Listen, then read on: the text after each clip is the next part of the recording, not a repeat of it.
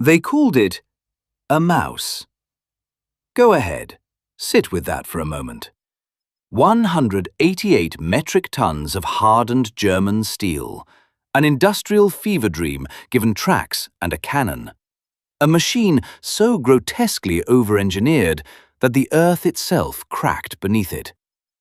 Longer than a city bus, taller than most men's reach, and heavier than 10 African elephants. Its main battery could erase any Allied vehicle in existence from over 3 kilometers away. Its armor was impervious to virtually every anti-tank round the Allies possessed. On paper, it was the apex predator of the battlefield. In reality, it was a catastrophe wearing the mask of a masterpiece. Welcome to Redacted Arsenal, where the weapon's history tried to bury, stay buried no longer. Tonight, we open the file on the Panzer VIII Maus. And the truth is uglier than the myth. It was never meant to be this. The original specification called for something in the range of 120 to 140 tons. Still a Leviathan. Still borderline indefensible as a military concept. But at least, barely, within the outer limits of operational reason. Then the additions began. Thicker armor, heavier armament, more powerful propulsion, greater protection, more. The project didn't evolve, it bloated. It became monstrously engorged with requirements, distended by demands, until the original concept, a heavy but still deployable strategic tank, had quietly died somewhere around ton 160. By the time the final weight was confirmed at 188 tons, no one in authority wanted to say the obvious thing out loud. The dimensions were staggering. Over 10 meters in length, nearly 4 meters across, standing almost 4 meters tall. And the armor? 240 millimeters of face-hardened steel on the turret front, nearly 10 inches. Standard Allied anti-tank ordnance at normal engagement ranges? It would have scattered off that plate like gravel off a castle wall. But here is the thing that separates history from mythology. The Maus was not invincible. Heavy artillery, 152 millimeters, 203 millimeters, could penetrate or catastrophically damage the hull at close range. Allied heavy bombers dropping ordnance didn't need a direct hit. A near miss could shatter the running gear, destroy the optics, crack the suspension. A machine impervious to every tank on the battlefield, completely exposed to the actual masters of 1944 and 1945, the sky and the heavy guns. We'll return to that. Now, the armament. The primary weapon was the 128mm KWK 44L/55, the most lethal anti-tank weapon of the entire war. It could destroy any Allied armored vehicle in existence from over 3.5 kilometers. Before the crew of that Allied vehicle even registered the muzzle flash, they were gone. Alongside it, a coaxial 75mm secondary gun, for softer targets, for when the 128mm felt like overkill, which, to be clear, it almost always was. Hitler, naturally, was not impressed. He looked at the most powerful anti-tank gun in existence, mounted on the most heavily armored vehicle in history, and called it a toy gun. He wanted the main battery upgraded to 150 millimeters. The man was handed the apex of armored firepower and asked for something bigger. That one anecdote tells you everything you need to know about the decision-making environment in which this machine was born. Now, the engineering paradox at the heart of the Maus. How do you move 188 tons? The answer is, you don't. Not conventionally. No mechanical transmission in existence could absorb that torque load.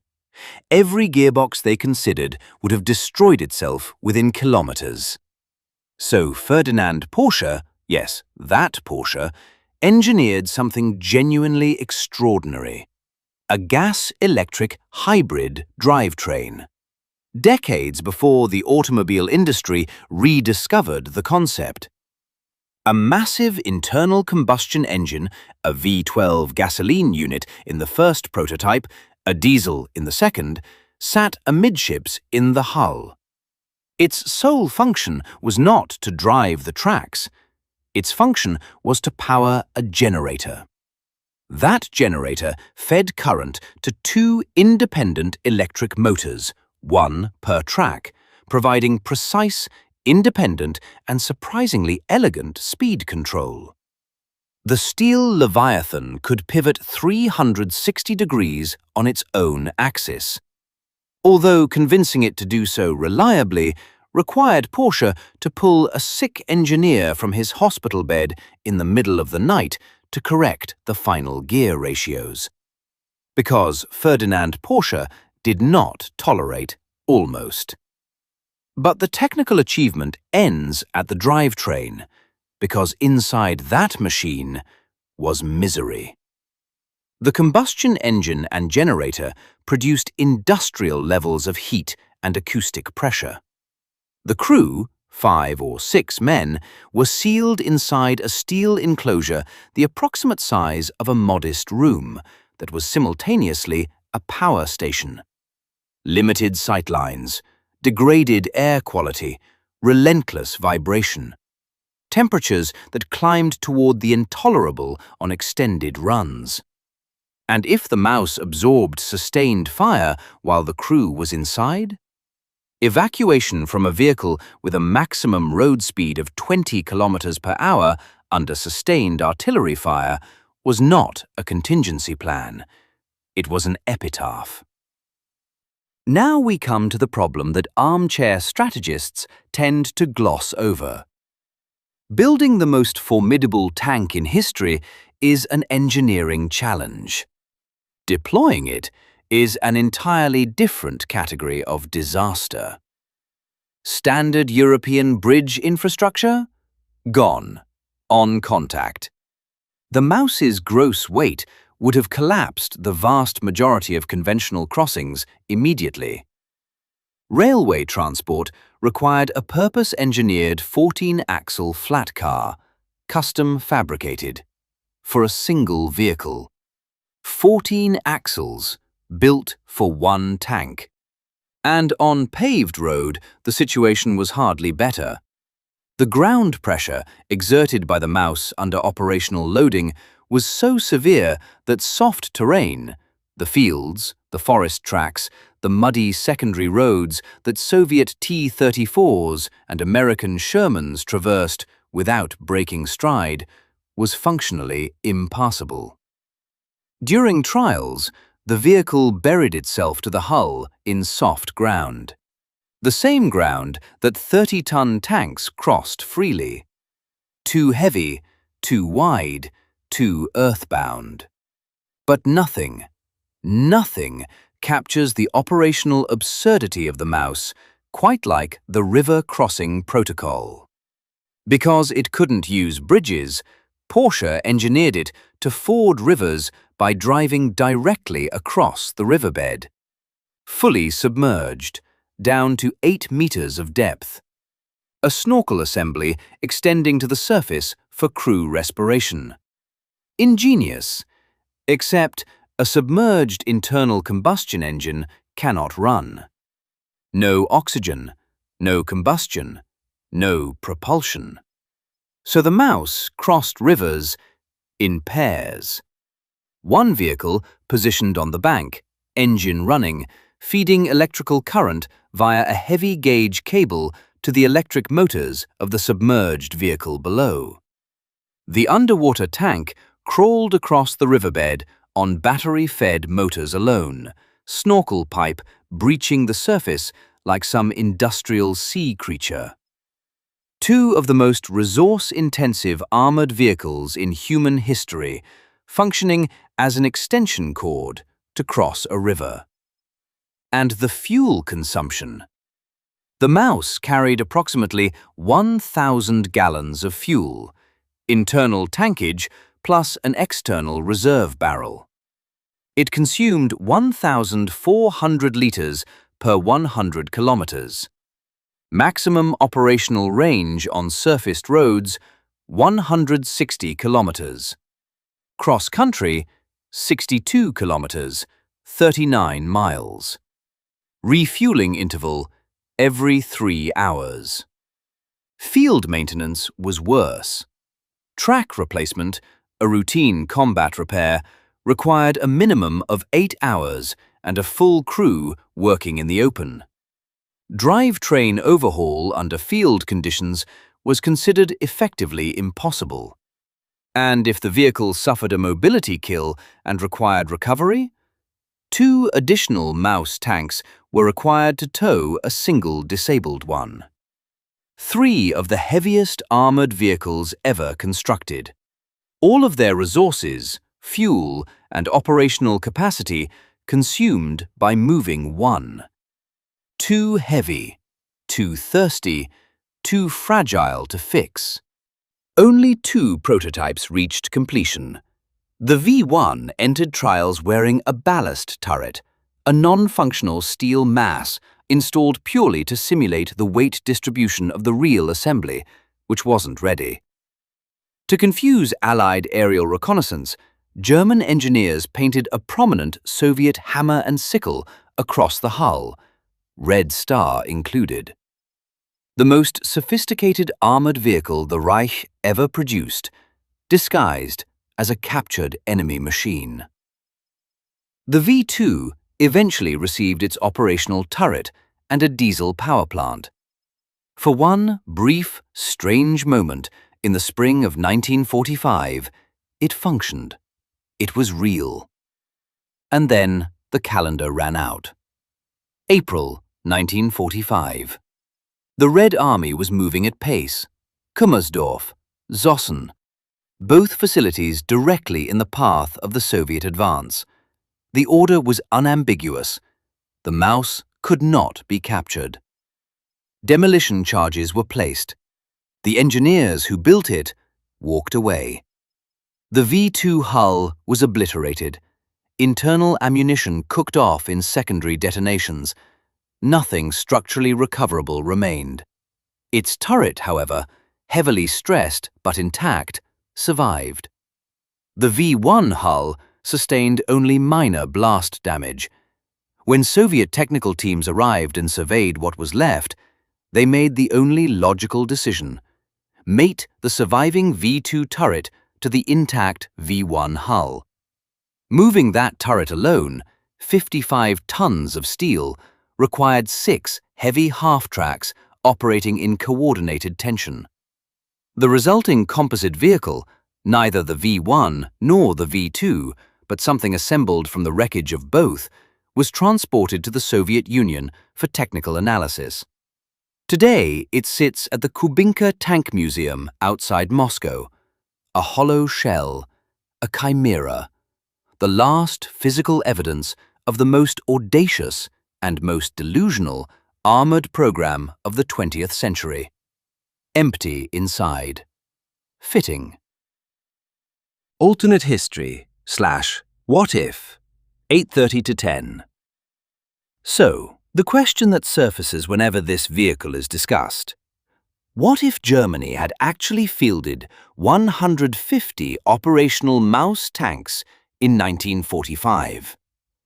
It sounds like a nightmare. It would have been a gift to the Allies. By 1944, Allied air forces held absolute dominance over European airspace. Not superiority, dominance. The distinction matters. The Maus had a maximum road speed of 20 kilometers per hour on a surfaced road, with no mechanical faults, under optimal conditions. That silhouette, the largest armored target in the history of warfare, crawling across open ground at a moderate jogging pace, would have been the most inviting target in the European theatre. Every Allied ground attack pilot on the continent would have been filing requests for that assignment, and the fuel crisis would have finished what the aircraft started. Germany's petroleum supply chain was already in terminal collapse by early 1945. Reserves were being rationed with increasing desperation. Frontline units were immobilizing vehicles and cannibalizing them for parts. Introducing 150 vehicles consuming 1,400 litres per 100 kilometres into that collapsing system would not have strained the logistics network, it would have severed it. The Panthers, the Tigers, the mobile infantry formations actually contesting the front lines. They would have run dry, while the Maus sat motionless, waiting for fuel that was never coming. And the economic calculus was irredeemable. Each Maus consumed the raw steel, the precision manufacturing capacity, the electrical systems, the specialized labor, the total industrial footprint that could have produced a dozen conventional combat vehicles. 12 tanks that could maneuver, 12 tanks that could disperse, 12 tanks that could be everywhere across a collapsing front line. Or one that needed 2 others just to tow it home. And then there is the vulnerability that Guderian identified in 1943 and was studiously ignored for. The Maus possessed no meaningful close combat defensive armament, no Hull machine guns to sweep the approaches, no way to engage infantry at point-blank range. In the rubble warfare of 1945, in the factory floors and city blocks and burning suburbs where the last battles of the Reich were fought, a determined infantryman with a magnetic anti-tank charge could approach the hull of the most heavily armored vehicle in history and end it, the steel Leviathan, killed by a soldier on foot. Guderian recorded it without sentiment. When the mock-up was presented in May 1943, the room was, in his words, overwhelmed, convinced, magnificent. Except for me, he wrote, all of the present found the Maus magnificent. A prophet in a room full of believers. 150 Maus tanks would not have altered the trajectory of the war.